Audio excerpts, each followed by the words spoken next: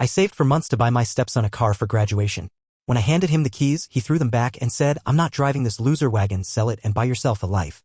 My wife laughed and filmed it for TikTok. I didn't flinch. I just left. 2 months later, they were both crying outside my office, 43 missed calls, please talk to US. He spat on the hood of the car. In front of everyone. His friends filmed it and cheered.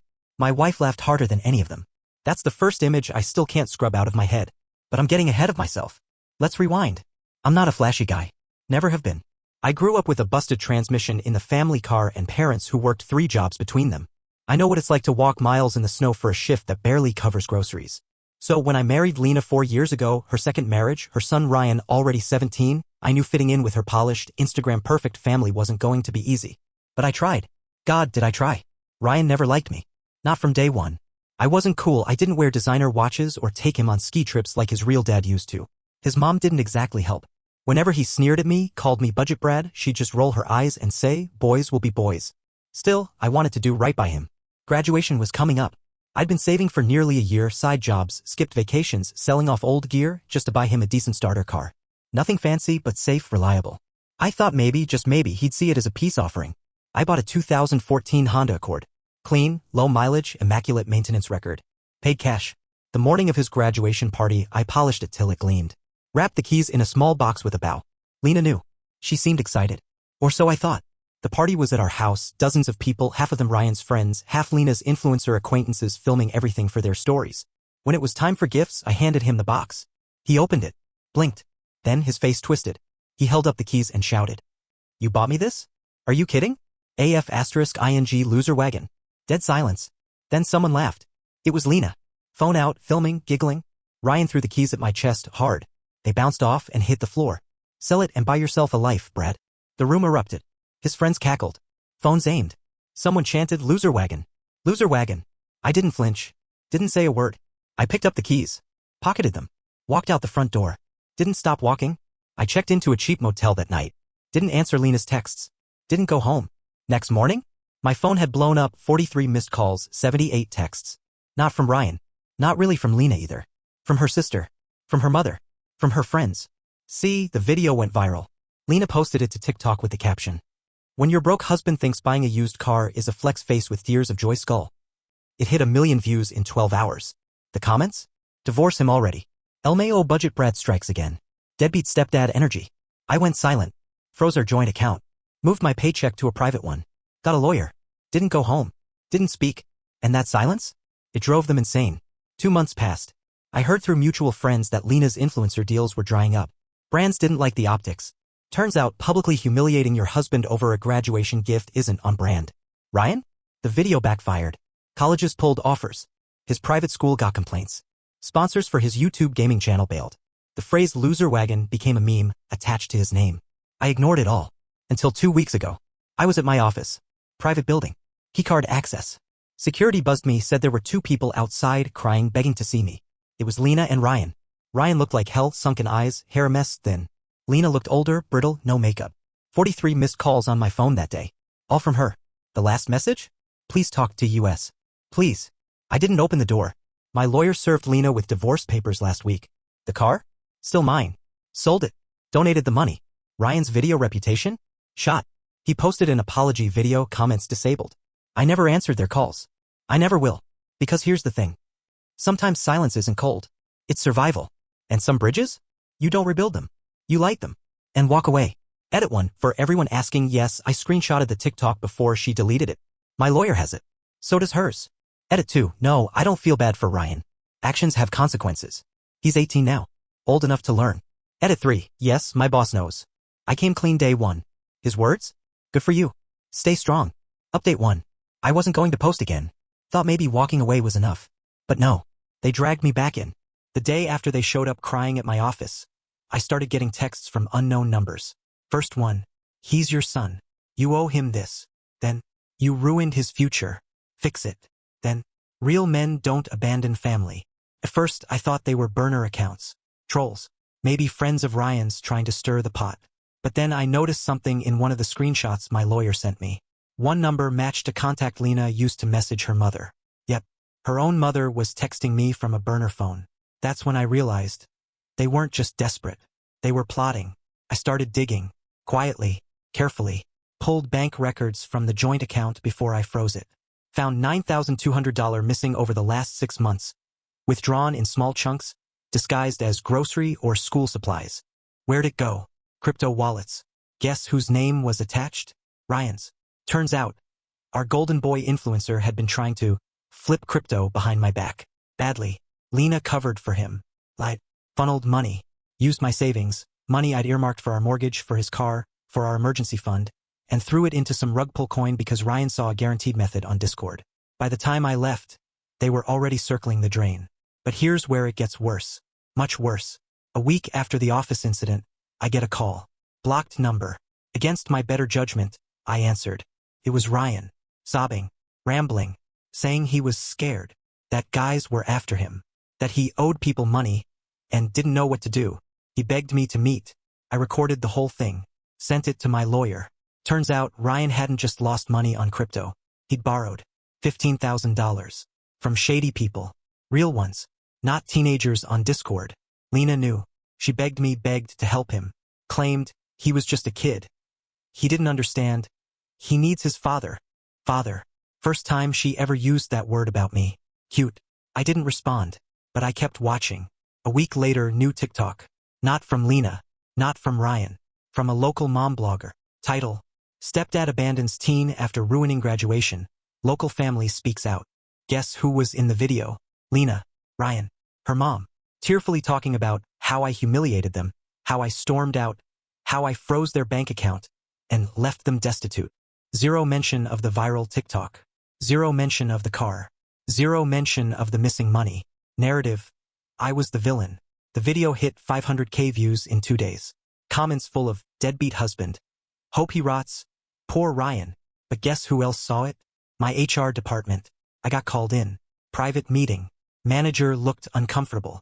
Apparently 3 anonymous complaints had come in claiming I was an abusive spouse and financial abuser. Sources? Concerned community members. I showed them everything. Screenshots. The original TikTok. Lawyer letters. Bank records. Ryan's call. The crypto drain. My manager sat backside. We've seen this before, he said. Don't worry. We're documenting everything. But it shook me. This wasn't just a bad breakup anymore. They were trying to destroy me. That night, I called my lawyer again.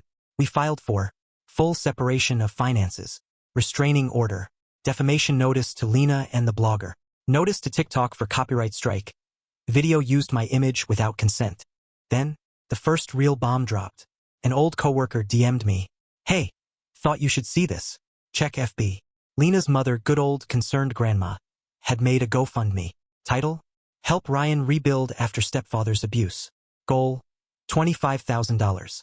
Already at $4,800. The description: lies, fabrications, complete character assassination. Claimed I'd stolen Ryan's college fund. He never had one. Lena refused to set it up. Claimed I'd sold family heirlooms. We had none. Her family is broke. Claimed I'd threatened them if they spoke out. I hadn't spoken to them once. I was livid. But my lawyer? Calm as stone. Let them dig, he said. The deeper they go, the worse it will be for them. Then, something unexpected happened. Ryan's birth father, yes, the cool ski trip dad, DM'd me. Out of nowhere. Hey man, heard what's going on. Not surprised. She did this to me too. If you need statements, let me know. Turns out Lena alienated him years ago. Cut him out. Spread rumors. Told Ryan he was a deadbeat. He wasn't. She blocked his attempts to co-parent. Trashed him online. Took child support but poisoned the well. Now, he's ready to talk. And here's the kicker. He kept everything. Emails. Messages. Screenshots of Lena mocking Ryan behind his back. Jokes about how he's a spoiled brat. And gonna crash and burn. The real Lena. In writing. Timestamped. Years of it. My lawyer's building a timeline. If they push this in court, if they try to frame me as an abuser, if they escalate, we will bury them. Last piece. Yesterday, I got an anonymous tip through a burner email. Subject line: Proof Ryan staged the car scene. Attached: unlisted YouTube video. Behind the scenes clip. Ryan's friend filming before the gift reveal. You can hear Ryan laughing. Yo, this is gonna be epic. Watch me throw the keys. Mom, get it on TikTok, okay? Lena off camera, yeah, make it good, babe. Staged. Planned. Scripted. I send it straight to my lawyer. So now? We wait. Court dates are coming. I'm not backing down. They wanted a show. They wanted to ruin me. They chose the wrong man. Edit 1. Yes, the GoFundMe is being reported. My lawyer filed a fraud report. Edit 2. No, I'm not giving them a dime. Not now. Not ever. Edit 3. Yes, I'll update again after the next legal step. Trust me, it's gonna get dark.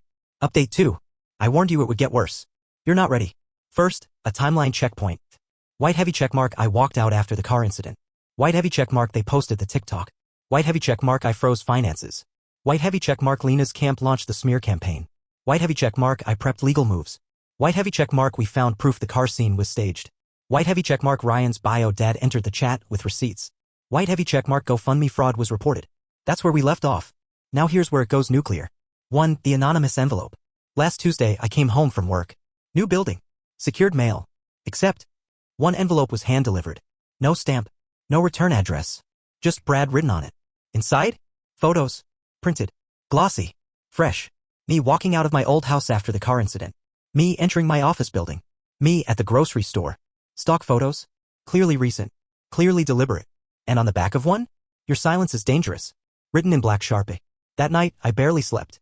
My lawyer's response? They're escalating. We file for full protective order immediately. Police report? Filed. Building security? Notified. Lawyer? Drafting emergency filings. 2. The betrayal inside. You remember how I said my HR team was supportive? Well, mostly. Turns out, one coworker wasn't. Midweek, I got called in again. HR looked tense. Apparently someone had forwarded private texts cherry-picked to upper management, trying to paint me as volatile. Problem? I don't text coworkers. At least not about this mess. I asked to see the messages. They showed me screenshots. Guess who sent them? Me. Guess who they were, too? An old coworker I hadn't talked to in months. Fake texts. Fabricated. Source of the forward? A burner email. But IT traced the access point. Internal Wi-Fi. Long story short? One of Lena's mommy blogger friends works in my building. Different department. Social friends with one of my coworkers. She'd been feeding Lena updates. I confronted HR. Showed them the full context, my phone records, proof the screenshots were fake. Result? Mole was identified. Suspended. Under investigation. But it shook me. Hard. They had an inside line. 3. The catfish trap. This next part? Sick. A week ago I matched with a woman on Bumble. Attractive. Witty. Hit it off fast. Suspiciously fast. She suggested we move to text. I agreed but used my burner number. Paranoia pays. Good thing I did. First convo was normal. Second? Weird questions. Where do you work again? Do you still talk to your stepson? How's the divorce going? Red flags. I stalled.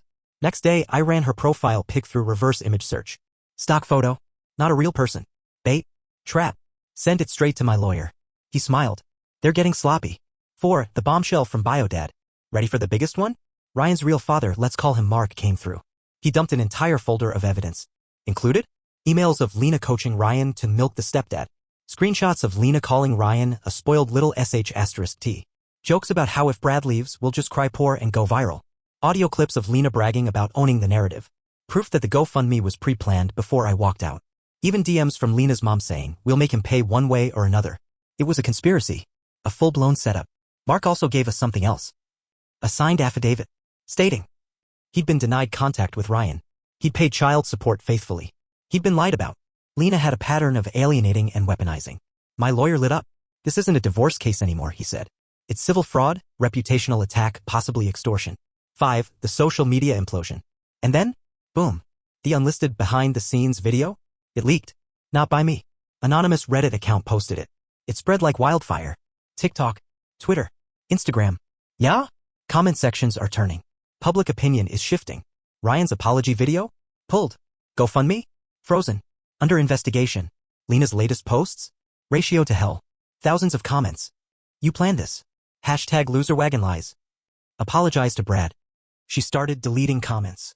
Then locked her account. Ryan vanished from socials. Lena's mom posted a crying video with a prayer candle for her poor grandson. The comments shredded her. 6. The final strike in progress. Now, here's what's coming. Protective order being filed this week. Defamation suit drafted. GoFundMe fraud case proceeding. Civil damages being calculated.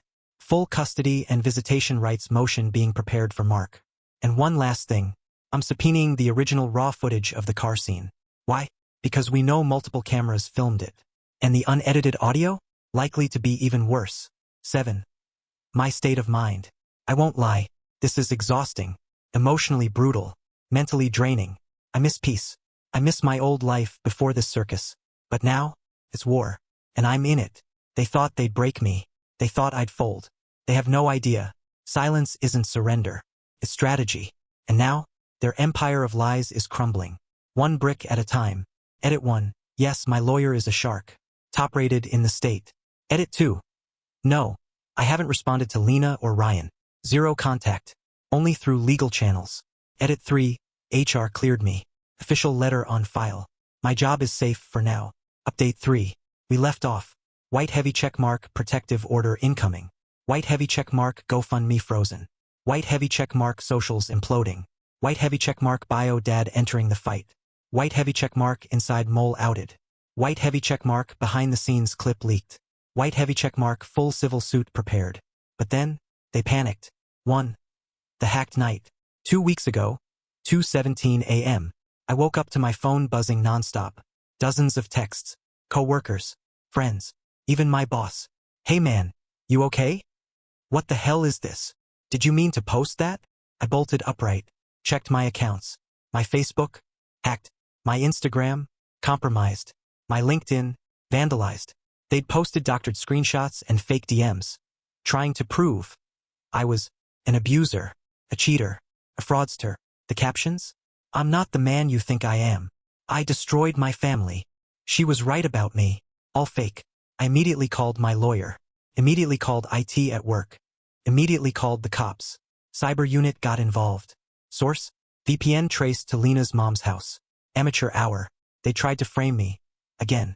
But this time, with federal-level cybercrimes. Digital forensics underway. Police fully involved now. 2. The secret recording. Now here's where it gets truly sick. Mark, Biodad, and I started collaborating fully. He called me one night nervous. Apparently he'd been getting pressure. Lena's mom started calling him. Threatening. Begging. Bribing. He recorded the last call. Transcript highlights. Lena's mom. We need this to stop. You can help. Just say Brad abused you too. Say he threatened you. We'll make it worth your while. Mark. You want me to lie? Under oath. Lena's mom. Everyone lies in court. It's about who the jury believes. If you don't help, we'll make sure you look bad too. Remember the custody fight? We still have those pictures. Yes. Extortion. Witness tampering. Suborning perjury. Mark turned the entire recording over to my lawyer. 3. The house of cards collapses. Armed with behind-the-scenes video. Witness recordings. Extortion evidence. Digital forensics. Financial records. HR documentation. Prior abuse pattern from Mark's custody files. Fake hacked posts evidence. My lawyer made his move. Court filing. Full-blown civil suit plus. Criminal referrals. The charges? Defamation. Intentional infliction of emotional distress. Fraudulent misrepresentation. Cyber harassment. Stalking. Identity theft. Conspiracy to commit fraud. Tampering with evidence. Attempted witness tampering. The day after the filing hit public records, Lena's mom's GoFundMe got permanently shut down. Funds frozen. Refunds issued. Lena's TikTok? Banned for terms of service violations. Her influencer contracts? Pulled. Brands cutting ties left and right. Ryan's YouTube? Demonetized. Sponsors walked. Subscriber count plummeting. Then came the sheriff's visit. A deputy served Lena and her mom in person. Protective order officially in place. 4. The sickening truth about Ryan. I wasn't going to share this part, but it matters. Remember Ryan's $15,000 debt? It wasn't just crypto. Mark uncovered this. Ryan had been buying followers. Fake engagement. Fake views. On borrowed money. When the TikTok blew up, he tried to cash in. Hired a black hat PR group through Discord. Promised they could fix his image. Bury the loser wagon meme. Fake viral content. Hack stepdad's accounts to make him look bad. He hired the hackers. With Lena's mom's knowledge. Digital forensic team confirmed it. Ryan is now potentially facing felony charges. Because the hacking hit my work systems, which triggers corporate liability and cybercrime statutes. 5. The fallout. So where are we now? Restraining orders granted. Civil suit moving forward. Criminal referrals accepted, county DA involved. Work fully supports me. HR cleared me of all wrongdoing. Online narrative flipped, public now knows the truth. Mark preparing to fight for full custody armed with ironclad evidence. And Lena? Facing civil damages, loss of income, probable criminal charges, public disgrace, family fracture. Ryan? Likely expulsion from school. Online presence destroyed, facing adult legal consequences. 6. The final personal note. How am I? Tired. Burned out. But resolute. They tried to humiliate me, ruin my career, frame me as an abuser, destroy my reputation, hack my life, extort witnesses, weaponize social media, push me into silence. And yet, here I am, standing. Sometimes walking away isn't weakness. It's the opening move. Because when you stay calm, when you gather facts, when you strike with precision, you win. And sometimes, you watch the people who thought they owned the narrative bury themselves. This is the last update I'll post. The rest is going to play out in court. But remember this. Document everything. Say nothing in anger. Move quietly. Strike smart. Because when monsters come out of the woodwork, they think they're hunting you. Until they realize you're the storm. Edit 1. No, I will not reconcile. Ever. Edit 2. Yes, I'm helping Mark get full custody. Edit 3. My mental health? Stable. Therapy helps. Edit 4. My job? Solid. Promotion discussions resumed. Edit 5. Thank you all. For the support. For the faith. For the fire. Goodbye. And good luck to anyone fighting their own war. You're stronger than you think. End.